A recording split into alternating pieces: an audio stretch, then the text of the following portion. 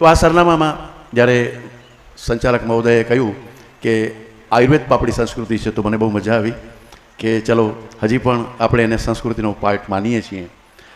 આટલી હોસ્પિટલો ખુલી, દરેક જિલ્લે એમ્સ બનાવશું એવું સત્તાવાળાનો એમ છે કે દરેક જિલ્લે એમ કરશું. સાલ, સ્ટર્લિંગ, એપોલો, મોટી મોટી હોસ્પિટલો ખુલે છે. તમે ઘણા બધા ગ્રામ્ય વિસ્તારમાંથી પણ આવો છો, શહેરના પણ છો, શહેર અને ગ્રામ બંનેમાં રહો છો. પહેલાં કેટલા તમારા શહેર કે ગામમાં મેડિકલ સ્ટોર હતા? કેટલા ડૉક્ટર્સ હતા ને આજે કેટલા છે? ડૉક્ટરો વધતા જાય છે, મેડિકલ સ્ટોર વધતા જાય છે, રિસર્ચ વધતું જાય છે અને રોગો પણ વધતા જાય છે. તો પછી કંઈક ગાડી આરોગ્યની, સ્વાસ્થ્યની આડે પાટે છે, જેમ આપણે ભારત માતા કી જય બોલીએ, ગૌ માતાની જય બોલીએ અને આપણે એવી બધી વાતો કરીએ છીએ, પણ આપણે જ્યારે તકલીફ પડે ત્યારે આપણે પણ એલોપેથીના શરણે જઈએ છીએ. કોઈ વૈદ્યકીય વ્યવસ્થા સાથે વાંધો ન હોઈ શકે. કોઈ માને, કોઈ સ્ત્રીને આપણે મા માનીએ તો આપણી સંસ્કૃતિ છે. અને એ મહર્ષિ સુશ્રુતે અમને શીખડાવે છે. હું તો ખાલી વક્તા છું કે એકમ શાસ્ત્રમ ન અભિધાનીઓ, ખાલી એક શાસ્ત્રને શરણે ન રહ્યો, બધા શાસ્ત્રોને વાંચો, સાંભળો અને પછી આગળ વધો. ને આપણા પુરાણો પણ એમ કહે છે કે પુરાણ મિત્યેવ ન સાધુ સર્વમ, જૂનું છે એટલે બધું સારું જ છે, એમ ન માનો. નચાપી કાવ્યમ નવનીત મધ્યમ, નવું છે એટલે સારું છે ને માખણ જેવું છે, લેટેસ્ટ છે, અપડેટેડ છે એટલે એને લઈ જ લ્યો, એમ પણ ન કરો. કોણ કહે છે? આપણું પુરાણ કહે છે કે જૂનું છે એટલે લઈ લ્યો, સોનું છે, નવું છે એટલે માખણ જેવું છે, એવું ન માનો. સંતમ પરીક્ષિત, હોશિયાર માણસ, ડાયો માણસ, વાઇઝ મેન, સમજદાર, એ પરીક્ષા કરે છે. મૂળ પર પીડ ભજતી, મૂર્ખો હોય એ સીધું ફોલો કરે અને હોશિયાર હોય એ પછીથી ચકાસણી કરીને, પરીક્ષણ કરીને આગળ વધે. કંભાગીએ છેલ્લા થોડા વર્ષોથી આપણે એવી એક જીવનશૈલી તરફ વળી ગયા છીએ એ જીવનશૈલીમાં આપણે પ્રગતિ લાગે છે, આપણને એમાં વિકાસ લાગે છે, આપણે એમાં પ્રગતિપણું અને જેને જીડીપી કહેવાય. તમારા ગામમાં જો વધુ ડૉક્ટર હોય, તમારા શહેરમાં પણ મેડિકલ કોલેજો વધુ હોય, તમારે ત્યાં મેડિકલ સ્ટોર વધારે હોય, તમે વધુ માંદા પડો તો એ જીડીપીમાં ગણાય, ગ્રોથ થયો છે એમ ગણાય. હવે આવી વાત તો આપણા વડીલોએ નથી વિચારી અને કદાચ જીવવા બાપુએ તો નહીં જ વિચાર્યું હોય. અને એટલે આજે એમની 50મી પુણ્યતિથિ સમયે જ્યારે આપણા પિતૃઓને યાદ કરીએ, ત્યારે આપણા પિતૃઓમાં મહર્ષિ ચરક પણ છે, સુશ્રુત પણ છે, વાઘભટ્ટ પણ છે અને કોઈ નહીં તો જે વક્તાશ્રય યાદ કરી, આપણી દાદી છે, આપણી નાની છે, એને તો યાદ કરીએ. અને મને બહુ આનંદ થાય છે કે સમાજ જ્યારે ફરી પાછું પોતાને ચકાસે છે કે whether we are going on right track or not, ને આવા ટાઈમે આપણે આ તપાસવાનો મોકો મળ્યો છે. નહીં તો કોણ બેસે પ્રવચન સાંભળવા? કોને સમય છે? આ તો પિતૃવંદના છે. સુખનું સરનામું ગોતીએ છીએ જે ખોવાઈ ગયું છે. આ સુખના સરનામામાં જવા માટે સ્વાસ્થ્ય તરફ જવું જ પડશે. હમણાં પર્યુષણ પૂરા થયા, ચાતુર્માસ ચાલે છે, શ્રાવણ મહિનો આપણે કર્યો.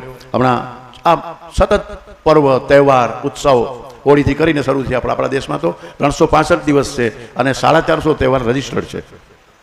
પણ આપણે તહેવારો ખાલી મનાવતા નથી. કાલિદાસે કહ્યું છે માનવ ખલ ઉત્સવ પ્રિય. ઉત્સવ તો ગમે છે, પણ સાથે સાથે આપણા વડીલોએ, આપણા વડવાઓએ, આપણી પરંપરાએ, આપણા લોકોએ એમાં સ્વાસ્થ્યને વણી લીધું. તમે હમણાં થોડા દિવસોમાં શ્રાદ્ધ પક્ષ ઉજવશો. જ્યારે પિતૃવંદના ચાલે છે ત્યારે એ શ્રાદ્ધને હું યાદ કરીશ. આ શ્રાદ્ધ ખાલી શ્રદ્ધાથી કરવામાં આવે છે એવું નથી, પણ સાથે સાથે આ ઋતુ જે બેઠી છે એ શરદ ઋતુ છે. શરદ ઋતુમાં જ કેમ શ્રાદ્ધ? મારા પિતાજી, મારા દાદાજી એક શ્રાવણ મહિનામાં ઓફ થઈ ગયા છે, એક વૈશાખમાં ઓફ થઈ ગયા છે, તો એ વૈશાખમાં અને શ્રાવણમાં તો એની પુણ્યતિથિ ઉજવશું. પરંતુ પાછું ભાદરવા વદમાં પણ એની જે તિથિ આવતી હોય ત્યારે એને યાદ કરીને આપણે ખીર રાંધશું. તો રોગાણામ શારદી માતા. શરદ ઋતુ એ યમદ્રષ્ટા છે. સૌથી વધારે રોગો આ ઋતુમાં થાય. તમે કોઈ પણ મેડિકલ કોલેજમાં જાઓ, તમે કોઈ પણ મેડિકલ ઇન્સ્ટિટ્યૂટમાં રિસર્ચ કરો તો સૌથી વધારે રોગો, સૌથી વધુ રજિસ્ટર આ ઋતુમાં થાય. ખાસ કરીને બ્લડ પ્રેશર, ખાસ કરીને બ્રેઇનના ડિઝીઝ, પેરાલિસિસ, આ એવા ગંભીર રોગો આ ઋતુમાં થાય છે. કારણ કે જે બ્લડનું વોલ્યુમ છે એ આ ઋતુમાં ભાદરવાના તાપથી એ વધે છે. અને એટલે કે આપણા વડીલો કે ભાદરવાના તડકા નહીં લેવાના હો. તો આ ભાદરવાના તાપમાં બ્લડનું વોલ્યુમ વધે, એટલે બ્લડનું વોલ્યુમ વધે એટલે કાર્ડિયાક આઉટપુટ વધે. Cardiac output into arterial resistance is equal to blood pressure. તો લોહી પતલું થાય, લોહી પતલું થાય એના કારણે હાર્ટ ઉપર પ્રેશર આવે, પમ્પિંગ વધુ કરવું પડે અને એટલે સહજ રીતે મારું, તમારું, આપણું બધાનું બીપી વધે, એટલે કે પિત્ત વધે છે, એસિટાઇન કોલિન વધે છે. અને આવા ટાઈમે શું કરીએ આપણે? તો પછી તીખા પદાર્થ આ ઋતુમાં નહીં લેવાના. દાદાને કે પિતૃઓને કે માતાને, દાદીને યાદ કરીને આપણે ઘરે લાડુ બનાવીએ ઘીના, અથવા આપણે ખીર બનાવીએ, અને એ ખીર ને લાડુ આપણે એકલા ન ખાઈએ, પરિવારને બોલાવીએ, જેમાં જે પ્રવીણસિંહભાઈએ બધાને બોલાવ્યા છે, તો એ ખીર ને લાડુ એટલે કે ઘી, સાકર, દૂધ, આ ત્રણેય પિત્તનું સંબંધ કરે છે. અને એટલે 15 દિવસ સુધી કોઈને કોઈ રીતે કાં તો ગણેશને યાદ કરીને, કાં પિતૃઓને યાદ કરીને આપણે લોકો જે ભોજનમાં ફેરફાર કરીએ છીએ કે ઘીની પૂરી, પૂરી એટલે તેલની ન હોય, પરંપરામાં વૈષ્ણવને પૂછો, કોઈ ઠાકોરજીને કોઈ તેલની પૂરી ન ધરાવાય, તો પૂરી, ખીર, ચોખા, ચાવલ જેને આપણે કહીએ, અને સાકર, આ બધું પિત્તનું સંબંધ કરે છે. અને પછી તરત જ હમણાં નવરાત્રિ આવશે, તો નવરાત્રિમાં રાસ ને ગરબા એ ખાલી ફેસ્ટિવિટી છે? શું ડાન્સ છે? શું મનોરંજન છે? ના. એમાં જ્યારે આપણે રાસ લઈ છે, જેમ હમણાં બહેનોએ તલવાર રાસ લીધો છોકરીઓએ, એ જ રીતે આપણે નવરાત્રિના 9 દિવસ સુધી માં દુર્ગાને યાદ કરીને, શક્તિની ઉપાસનાને યાદ કરીને આપણે રાસ લઈએ છીએ, ગરબા લઈએ છીએ, ત્યારે પરસેવો નીકળે છે. આ પરસેવો નીકળે છે એટલે બ્લડમાંથી એસિટાઇન કોલિન ઓછું થાય છે, પાયરુવિક એસિડ ઓછું થાય છે, યુરિક એસિડ ઓછું થાય છે, એટલે બ્લડનું વોલ્યુમ નીચે જાય છે.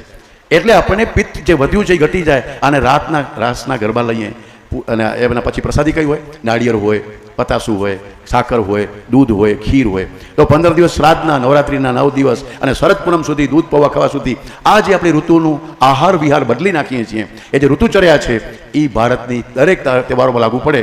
સમય એટલો નથી કે હું બધા તહેવારોનું અત્યારે વર્ણન કરું, પરંતુ આ આપણી જે જીવનશૈલી છે, અને એ જીવનશૈલીમાં એ સંક્રાંતમાં શું કામ તલ સાંકરી ખાવાની આટલી ઠંડીમાં? તો હાડકા જે આપણા સંકોચાય છે, હાડકામાં વૃક્ષતા આવે છે, ચામડીમાં વૃક્ષતા આવે છે, એટલે તૈલી પદાર્થ, તૈલાત નિષ્પીડિતે તૈલમ, તલને જે પીડન કરીને જે તેલ બનાવવામાં આવે છે, પણ આપણે તેલ ખાતા નહીં, આપણે તેલ પીતા નહીં, આપણે તેલબિયા ખાતા.